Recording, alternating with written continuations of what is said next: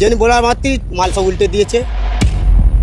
মেরে হচ্ছে ওই কান্দ্রে ওটবস করেছি, বাক্স লাদ মেরে ফেলে দিচ্ছি। লাস্টে বলতে নাম কি বল, আর বল নাম তুমি তো বলা যাবে না।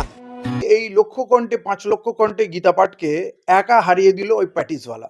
এখন চতুর্দিকে দেখুন প্যাটিসওয়ালার পক্ষে পুরো বাংলা দাঁড়িয়ে গেছে, আর ওই 5 লক্ষ কণ্ঠের গীতা পাঠের কোনো চর্চাই নেই।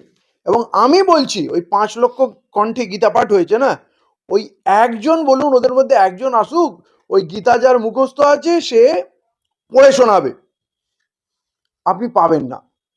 এইটা একটা রাজনৈতিক এজেন্ডা, বাজার গরম করা এজেন্ডা। 5 লক্ষ গীতা, আরে আমি বলছি যে আমার ছোটবেলা থেকে প্রচুর হিন্দু ছেলেরা, আমার বন্ধুরা বড় হয়েছে, আমরা যখনই কথা হয়েছে যে গীতার একটা শ্লোক পড়ে শোনাতো, বলে গীতা কোনোদিন খুলিনি, গীতা কি জিনিস জানি না। কিন্তু আমরা মুসলমানরা, সে রিক্সা চালক হোক, ভ্যান চালক হোক, আর সবজি বিক্রেতা হোক, তাকে যদি বলো 2-4টে আয়াত শোনাও, সে 2-4টে আয়াত শুনিয়ে দেবে। এদের কি গীতার সঙ্গে কোনো কানেকশন আছে? গীতাকে নিয়ে এরা রাজনীতি করছে, গীতার সঙ্গে কোনো সম্পর্ক নেই, এবং গীতার মধ্যে হিন্দু শব্দটাই নেই। এরা যে হিন্দুত্বের জাগরণ ঘটাতে যাচ্ছে, পুরো গীতাতে হিন্দু শব্দটাই নেই। অতএব এরা মানুষকে ভুল বুঝাচ্ছে, ওই গীতার সেন্টিমেন্ট নিয়ে হিন্দু সেন্টিমেন্ট করতে চাইছে। আসলে 26-এর ইলেকশন এরা লড়তে যাচ্ছে। আর প্যাটিসওয়ালাকে মেরে যে কি ভুল করেছে, ওই 5 লক্ষ গীতা কণ্ঠর কোনো উচ্চারণ নেই, চর্চা নেই, সব লোক প্যাটিসওয়ালাকে নিয়ে পড়ে আছে। অতএব প্যাটিসওয়ালা এখন সেলিব্রিটি, তার সঙ্গে বড় বড় দল দাঁড়িয়ে গেছে, বড় বড় উকিল দাঁড়িয়ে গেছে। আমার মনে হয় ওরা নিজের পায়ে কুড়ুল মেরেছে প্যাটিসওয়ালাকে মেরে। যারা অত্যাচার করে তাদেরকে গ্রেফতারের দাবি জানাবেন না? দেখুন, গ্রেপ্তারের দাবি আমরা প্রতিটা কেসেই জানাই, কিন্তু গ্রেপ্তার হবে না। শ্রীমতী মমতা বন্দ্যোপাধ্যায়ের রাজত্ব এখানে আছে, এনারা পারিজাত গাঙ্গুলিকে গ্রেপ্তার করে রাখতে পারেনি। এরা ওই বনগাঁয় যে ছেলেগুলো পাকিস্তানের ফ্ল্যাগ লাগিয়েছিল তাদের পুলিশ ধরেছিল, তারপরে পুলিশ ছেড়ে দিতে বাধ্য হলো। নিমতিতায় যে ছেলেগুলো বম ব্লাস্ট করলো, বম ফিট করছিল, তার আগে নিমতিতায় পশ্চিমবঙ্গ সরকারের শ্রমমন্ত্রী জাকির ভাইকে বম মেরে হত্যা করার পরিকল্পনা হলো, তিনি প্রাণে বেঁচে গেলেন, তার সৌভাগ্য, এখনো কুড়িয়ে কুড়িয়ে হাঁটেন বেচারা। সেই একই স্পটে বম মারতে গিয়ে যখন ছেলেরা ধরা পড়ে গেল, পুলিশের হাতে তুলে দিল, তাদের ছেড়ে দিল। আপনার মনে হয় কোনো আরএসএস এর, বিজেপি সন্ত্রাসী, দাঙ্গাবাজ মমতা বন্দ্যোপাধ্যায় তাদের শাস্তি দেবে? মমতা বন্দ্যোপাধ্যায় তাদেরকে আশ্রয় দিয়ে রেখেছে। অতএব ওই প্যাটিসওয়ালা কি করে বিচার পাবে? তাই আমরা ওই মমতার কাছে বিচার চাওয়া ছেড়ে দিয়েছি। এবারে তো মমতার বিচার হবে, পশ্চিমবাংলার মানুষ মমতার বিচার করবে। মুর্শিদাবাদে বাবরি হচ্ছে, আপনারা ভয় করবেন না, আমরা হিন্দু, আমরা ভদ্র, আমরা সভ্য। কি বলবেন এই প্রসঙ্গে? দেখুন, ওই ভিডিওটা দেখলাম, আমি চিনি না লোকটে, খুব বাজারের সস্তা মালফাল খেয়েছে, আলফাল বকছে। হিন্দুরা ভদ্র সভ্য বলে এরকম কিছু হয় না। ভদ্র সভ্য মানুষ হিন্দুদের মধ্যেও প্রচুর আছে, মুসলমানদের মধ্যে আছে, শিখ খ্রিস্টান সব জায়গায় ভদ্র সভ্য মানুষ থাকে। কোনো সমাজ পুরোটাই বদমাইশ হয় না, আর পুরোটাই ভালো হয় না। মুসলমানদের মধ্যেও প্রচুর ভালো মানুষ আছে, আবার বেশ কিছু খারাপ মানুষও আছে। অতএব উনি যে কথাটা উচ্চারণ করলেন, আমরা 500-700 বছরের বাবরি মসজিদটাকে ভেঙে ধূলিসাৎ করে দিয়েছি, এইটা কেমন ভদ্র সভ্য মানুষের পরিচয়, এইটা আপনারা ভালো বুঝবেন, সমাজ ভালো বুঝবে। এবং বাবরি মসজিদের রায় যখন সুপ্রিম কোর্ট দিয়েছিল, তখন বাবরি মসজিদের রায়ের ব্যাপারে বলেছিল এটা 450 বছরের পুরনো মসজিদ, এখানে নামাজ হতো, এখানে রামলালার মূর্তি ঢোকানোটা অন্যায় হয়েছে, এই মসজিদটা ভাঙা শাস্তিযোগ্য অপরাধ।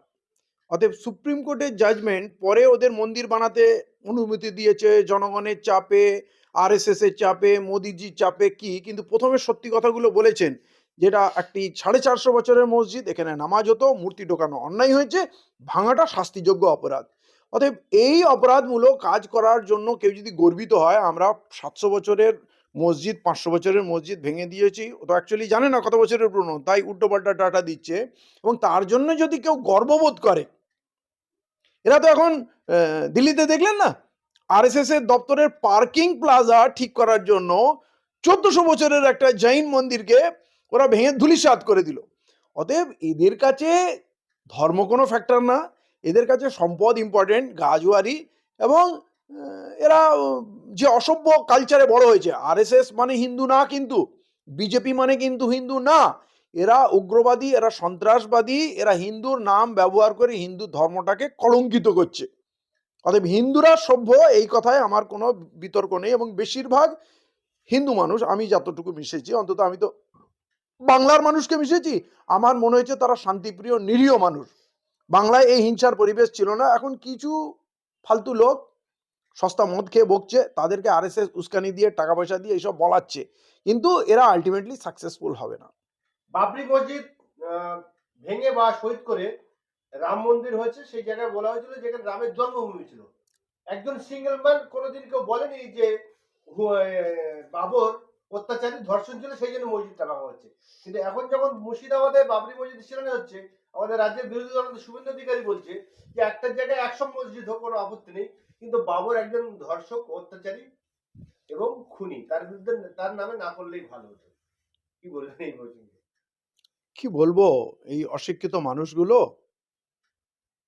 সব থেকে বেশি রেপিস্ট যদি কোথাও পাবেন তো বিজেপি পার্টিতে পাবেন, এবং বিজেপি পার্টিতে মহিলারা সুরক্ষিত নয়। আমাদের অলিম্পিকে সোনাজয়ী মেয়েগুলোকে শ্লীলতাহানি করার দায়ে যার বিরুদ্ধে এত অভিযোগ, তাকে মোদিজি সামলে রাখলো। তো পুরো ভারতবর্ষের মানুষ জানে বিজেপিরা কি পরিমাণ ধর্ষক, রেপিস্ট বা অত্যাচারী, নারী সম্মান করে না। আর আরএসএস এর এই লোকগুলোকে আপনি দেখবেন এরা বিয়ে শাদী করে না। তো বিয়ে শাদী করে না, এদের কুকীর্তির গল্প অনেক আছে। এবারে এরা বাবরের সম্বন্ধে যেটা করছে সেটা বিদ্বেষ ছড়ানোর জন্য। বাবর একটা দুর্ধর্ষ যোদ্ধা ছিল, এবং তখন দিনে ওই এমন নয় যে বাবরই এখানে এসে আমাদের দেশকে আক্রমণ করেছে।